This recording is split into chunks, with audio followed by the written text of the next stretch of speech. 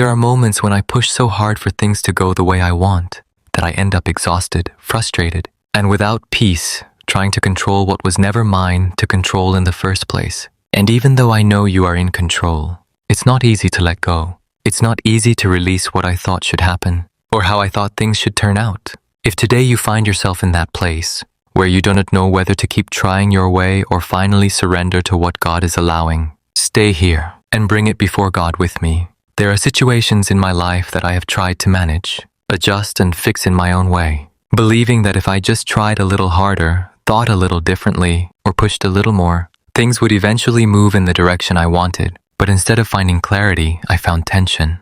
Instead of finding peace, I found frustration. And instead of moving forward, I felt stuck in a cycle of trying and not arriving anywhere. I recognize now that much of that struggle came from holding too tightly to my own expectations, to my own understanding of how things should unfold, and to my own timeline, as if everything depended on me getting it right, as if everything depended on me figuring it out, and as if letting go would somehow mean losing control over my life. But your word in Proverbs 3:5-6 says to trust in you with all my heart and not lean on my own understanding, and I begin to see that leaning on my own understanding has been part of what kept me restless, because my perspective is limited, my view is incomplete, and what I think I need is not always what is truly right for me. There are moments where I believed that persistence meant continuing to push in the same direction, even when there was no clarity, even when there was no peace, and even when everything within me felt unsettled. And I confused effort with direction, assuming that if I kept moving, I must be doing the right thing.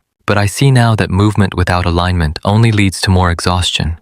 Your word in Isaiah 55:8-9 reminds me that your thoughts are not my thoughts and your ways are not my ways. And that confronts something within me, because it forces me to accept that what I want and what you are doing may not always match, and that does not mean something is wrong. It means I am being invited to trust beyond what I understand. There are things I have held on to because I believed they were necessary, outcomes I convinced myself I needed, and directions I assumed were right simply because they made sense to me. But I realize now that understanding alone is not enough to guide my life, and that holding on to something just because I understand, it does not mean it is aligned with your will. I also recognize that letting go is not something that happens automatically. It is not a feeling that suddenly appears. It is a decision, a conscious choice to release what I have been holding. Even when part of me still wants to control the outcome, even when part of me still wants to know how things will turn out, and even when part of me is uncomfortable with the uncertainty that comes with surrender. Your word in Matthew 6:10 says,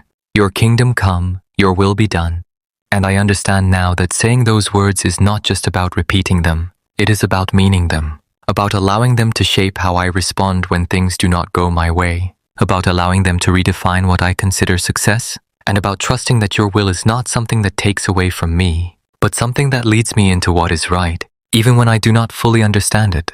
There have been times where I resisted what was happening, not because it was necessarily wrong, but because it did not match what I expected. And I see now how expectation can quietly become a form of control, shaping how I respond to everything around me, and making it difficult to accept anything that does not fit into what I had already decided in my mind. I also see how control can disguise itself as responsibility, making me feel like I need to carry everything, manage everything, and figure everything out. But I understand now that not everything has been placed in my hands to control, and trying to carry what belongs to you only creates more weight than I was meant to hold. Your word in Psalm 55:22 says to cast my burden on you and you will sustain me. And I realize that I have often held on to burdens longer than I needed to, not because you asked me to, but because I believed I had to manage them myself. And that belief kept me in a place of tension instead of trust. As I remain here, I begin to see that surrender is not about giving up. It is about releasing what was never mine to control. It is about stepping out of the pressure of needing to make everything happen, and stepping into a place where I trust that you are already working in ways I cannot see.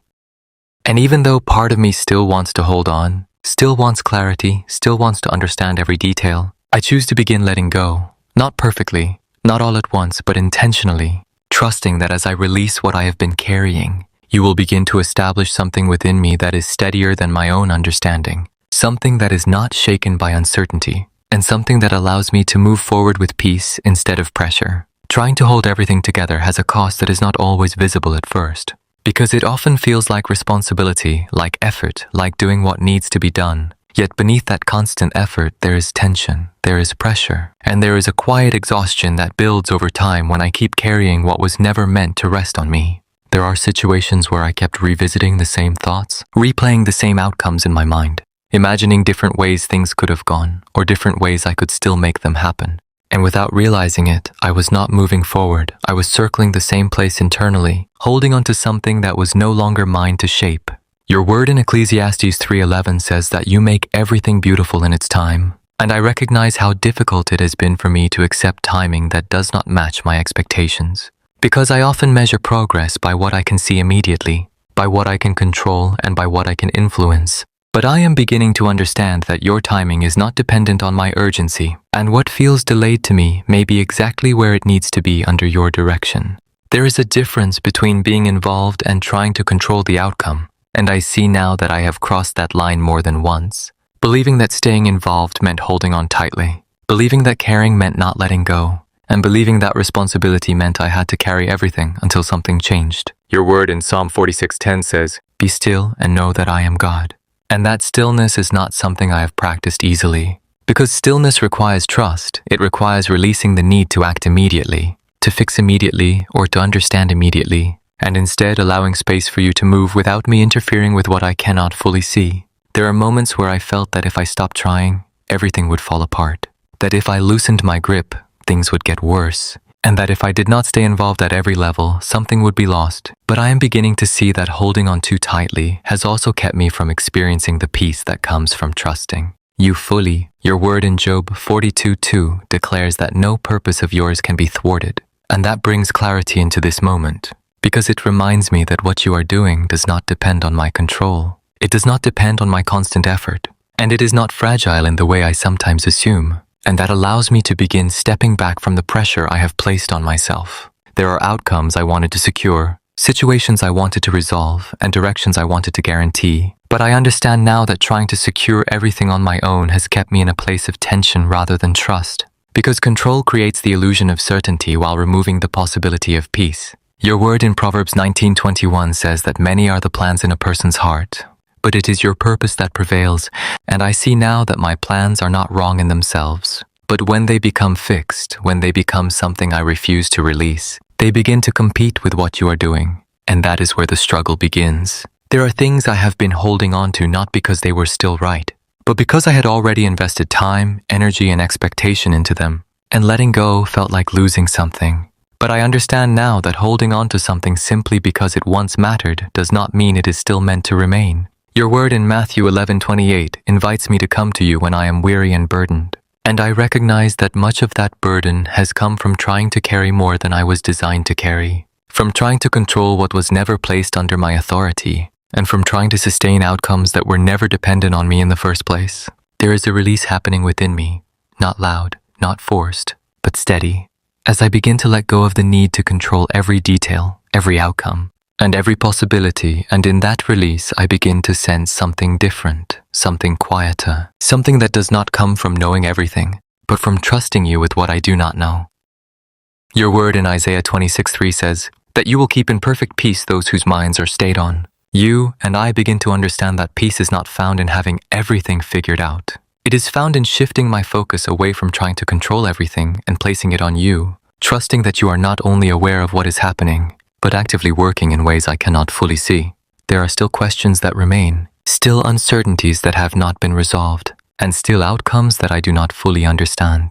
But I am no longer trying to force clarity before its time. I am choosing to trust that clarity will come as I continue to release control and remain aligned with you. And as this continues, I begin to move differently, not driven by urgency, not driven by pressure, and not driven by the need to make everything happen, but grounded in the understanding that what you are doing is not dependent on my control, and that allowing your will to unfold brings a steadiness that I could not create on my own. What I have been holding on to no longer needs to stay in my hands, not because everything has suddenly become clear, but because I recognize that continuing to carry it the same way has only kept me in tension, trying to sustain something that was never meant to depend on me in the first place.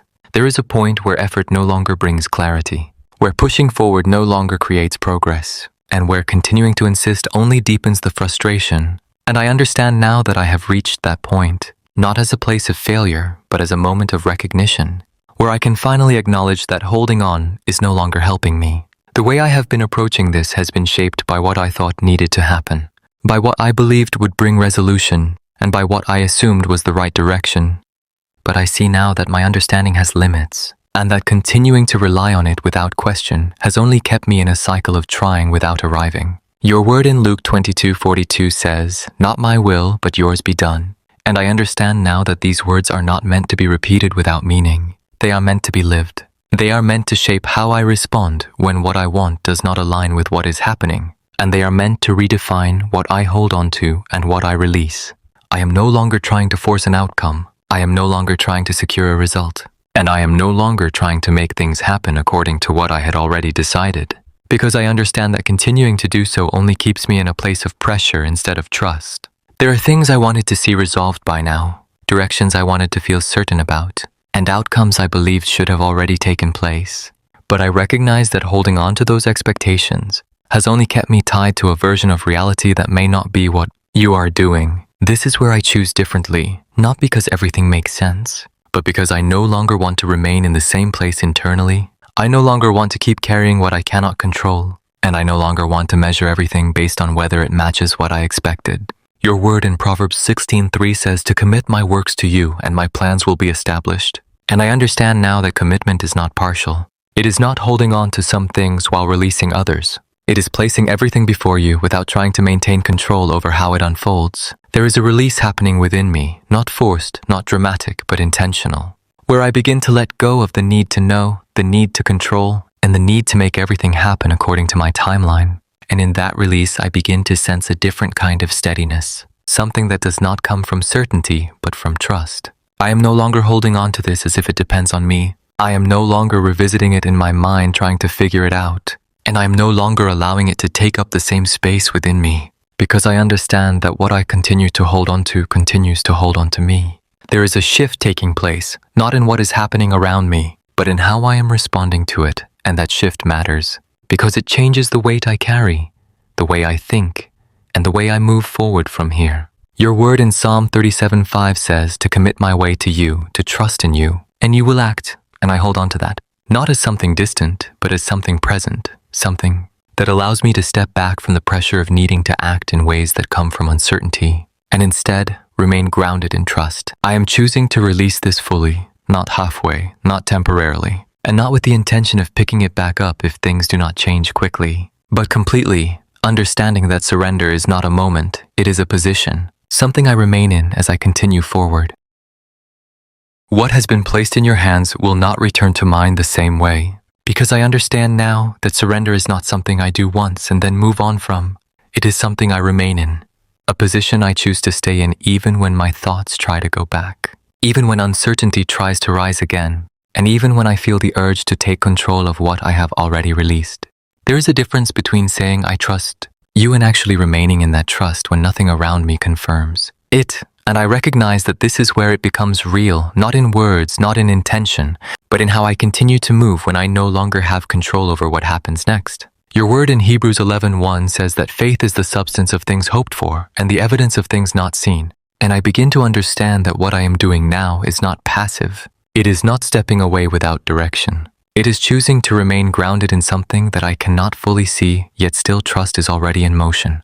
There are still parts of me that want clarity, that want confirmation, and that want to know how everything will unfold. But I understand that requiring those things before I can rest means I am still trying to control the outcome, and I no longer want to live in that cycle of needing to know before I can trust. Your word in Psalm 125:1 says that those who trust in the Lord are like Mount Zion, which cannot be shaken but endures forever. And I receive that as a description of how I want to stand from this point forward, not easily moved by what I feel, not shaken by what I do not understand, but steady, grounded, and consistent in my trust. I also recognize that moving forward in this way will not always feel easy, because there will be moments where my thoughts return to what I released, where I am tempted to reconsider, to question, or to take it back into my own hands. But I understand that every time I choose to remain in trust, I am strengthening something within me that is more stable than my own understanding.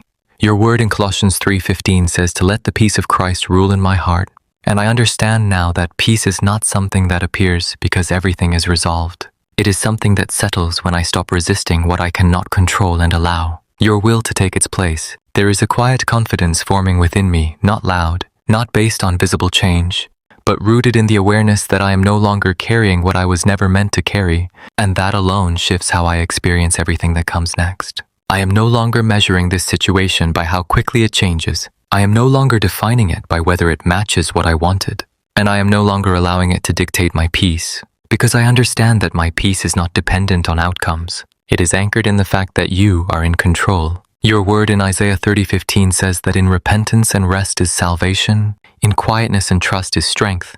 And I begin to understand that strength is not found in pushing harder. It is found in remaining steady, in not returning to the same patterns, and in allowing trust to become the place I operate from. As I continue through this day and beyond, I do so with a different posture, not trying to manage everything, not trying to anticipate every outcome, and not trying to protect myself from uncertainty, but moving forward with the understanding that what you are doing does not need my control to be established.